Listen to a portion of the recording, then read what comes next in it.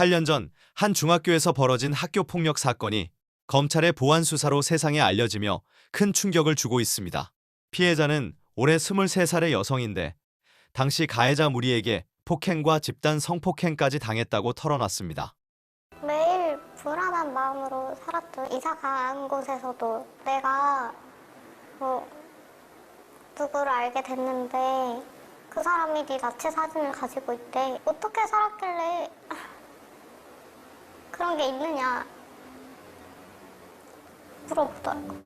가해자는 10대 때부터 소년원을 드나들던 악명 높은 여성이었는데 친구들에게 피해자 폭행과 성폭행을 지시했습니다.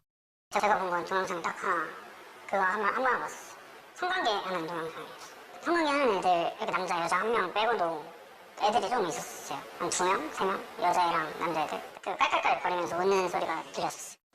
피해자는 성인이 된 2024년 용기를 내서 경찰에 신고했지만 돌아온 반응은 차가웠습니다. 저희 변호사님 보더니 친구냐는 거예요. 친구니? 이러면서 반말을 막 하시더라고요. 근데 가해자랑 아는 사이라고 하더라고요. 그냥 불송치에 가깝다는 예단으로 그런 게 이제 드러나게끔 얘기를 하셨죠, 피해자 앞에서. 네. 미리 예단 갖고 있는 경우는 있지만 그걸 피해자한테 미리 티를 내거나 하면서 수사를 하시진 다른 분들은 않긴 하거든요. 근데 그분은 사실 처음부터 그러시긴 했어요. 폭행 혐의는 공소시효 만료로 처벌할 수 없는 상황이었고 가장 큰 피해였던 특수강간은 경찰이 증거 불충분을 이유로 불송치 결정을 내렸습니다. 그런데 피해자의 사건 기록을 검토한 검찰이 갑자기 재수사를 지휘하며 상황이 뒤집혔습니다. 검찰 조사 처음 받으러 들어가니까 저한테 이 사건이 이렇게 묻힐 사건이 아닌데 라고 말씀하시더라고요. 그때부터 막 눈물이 나고 하는데 내 말을 믿어주는 사람이 있구나. 검찰의 재수사 끝에 지난해 8월 주범 1명과 공범 3명은 특수강간 및 아동학대 등 혐의로 재판에 넘겨졌고 올해 7월 주범 여성은 징역 8년, 다른 가해자들도 모두 4년형 이상을 선고받았습니다. SBS 그것이 알고 싶다는 당시 경찰 수사 관계자를 찾아가 수사 경위를 물었는데 여전히 가해자를 두둔하는 듯한 발언을 쏟아냈습니다.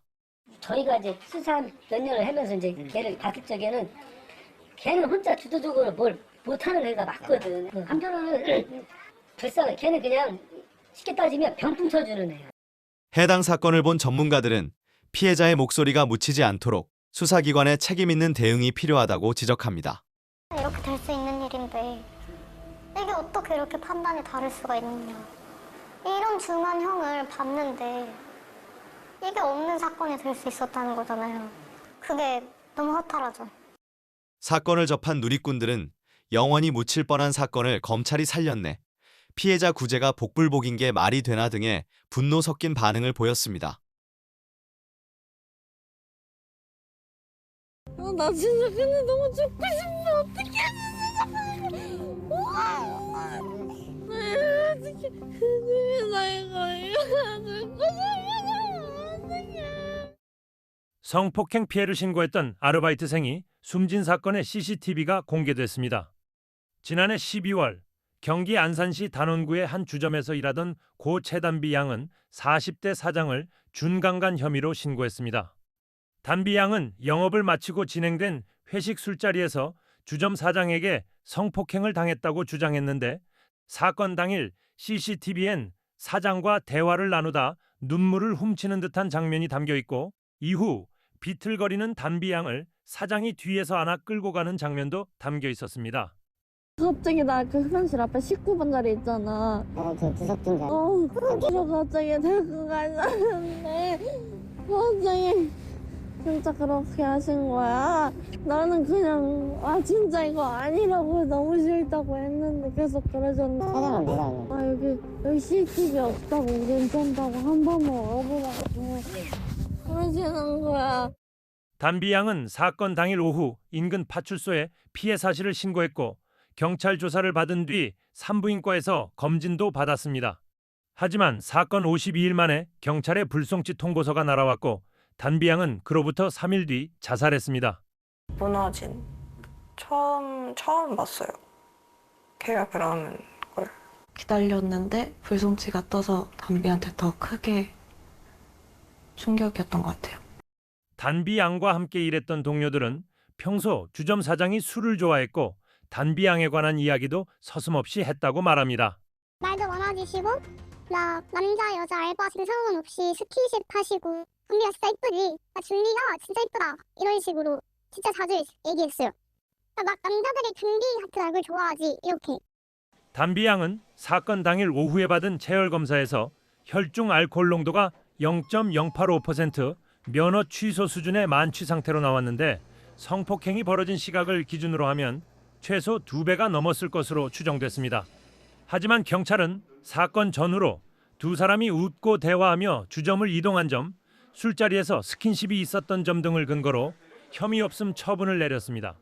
CCTV가 제일 객관적인 증거잖아요. 동영상 보시면 이거를 기소할 수는 없는데 이거 쉽게 이해가 가는데 성행이 전부터 회식 때부터 스킨십이 있었단 말이에요. 행위가 있기 두세 시간 전에 접촉이나 터치를 했다는 게 성행위에 동의한 거라고 해석할 수 있는 건가요? 그 직원들 진술도 있고 피의자의 진술도 있고 보통 정상적으로 판단할 거라고 인식을 했다고 하기 때문에 피해자가 심신상실의 상태라는 것을 인식하고 그걸 이용했다고 보기 힘들다는 거죠. 경찰은 단비 양이 신고한 당일을 제외하고는 따로 불러 조사하지 않았는데 전문가들도 피해자에 대한 추가 조사 없이 사건을 마무리한 점을 볼 때 부실 수사라고 지적합니다. 과연 이 사건을 담당한 수사관이 성폭력 사건에 수반되는 독특한 특징들, 주의해야 할 요인들, 자칫 잘못하면 간과할 수 있는 부분들을 제대로 알고 있었나. 가해자의 말이 맞는 말인지 추가로 검증을 했어야 되죠. 그냥 직관적으로 말이 다르네, 더 편한 쪽을 선택해 이러면 수사가 아니게 되는 거죠. 네. 그냥 점치는 거 아닌가요? 사건을 접한 누리꾼들은 유족들이 얼마나 억울하면 고인 실명과 얼굴을 공개하겠나, 제대로 수사해서 가해자 처벌해라 등의 분노 섞인 반응을 보였습니다. 지난 5월 제주에서 37살 장미란 씨가 실종됐습니다. 가족이 직접 신원까지 공개하고 찾고 있는데 경찰이 석 달 전 장 씨와 연락이 닿았다고 허위 보고한 뒤 3시간 만에 사건을 종결한 의혹이 불거졌습니다. JBS 정혁의 기자입니다. 후드 집업에 긴 바지를 입은 여성이 숙소를 빠져나갑니다. 지난 5월 실종된 30대 장미란 씨의 마지막 모습입니다. 이후 석 달 넘게 연락이 끊겼고 금융거래 등 생활 흔적도 확인되지 않고 있습니다. 가족들은 얼굴까지 공개하며 장 씨를 찾고 나섰습니다. 경찰이 이제 위치 추적을 해보고 나서 얘기를 한 게 이제 실종자가 통화를 원하지 않는다, 찾지 말아라 라고 했다고 하더라고요. 그래서 그 뒤로 이제 그 신고가 끊긴 거고요. 그런데 지난 5월 제주 서부경찰서 실종수사팀 형사가 장 씨와 연락이 닿았다며 허위 보고한 의혹이 제기됐습니다. 경찰 조사 결과 현재까지 담당 형사와 장 씨의 통화 내역이 확인되지 않았기 때문입니다. 5월 13일 이후 연락이 끊긴 장 씨는 이틀 뒤 실종 신고됐지만 경찰은 3시간 만에 사건을 종결했습니다. 이후 2달간 생활 반응이 없었고 7월 중순 2차, 3차 신고 접수 이후 허위 종결 의혹까지 불거졌습니다. 경찰은 장 씨의 마지막 행적이 확인된 한리망 일대에서 공개 수색에 나섰습니다. 경찰 인력 30명을 투입하고 실종 경보 문자도 발송했습니다. 범죄 피해 가능성도 배제하지 않고 수사를 확대하고 있습니다. 너무 화가 나고 아까는 막 손이 떨려가지고 뭘 못하겠더라고요. 한리망 여기 계속 돌고 저쪽 바닷가도 뭐 혹시 바다에 빠졌으면 뭐 신발이라도 떠밀려 왔겠거니 해서 바닷가 계속 돌고 있는 거예요, 지금도 좀. 당시 사건을 담당한 형사는 최근 경찰서 여자 화장실에 들어갔다 적발돼 직위 해제된 경찰관으로 확인됐습니다. 경찰은 해당 형사를 직무유기 혐의로 입건하고 실종 사건 처리 과정 전반을 조사하고 있습니다. JIBS 정용기입니다.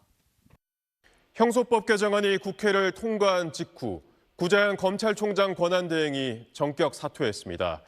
책임을 통감한다면서도 범죄 피해자 보호라는 검찰 제도의 본질이 훼손돼선 안 된다고 비판했습니다. 계속해서 신용일 기자입니다. 구자현 검찰총장 권한대행이 형사소송법 개정안이 국회 본회의를 통과하자 사의를 표명했습니다.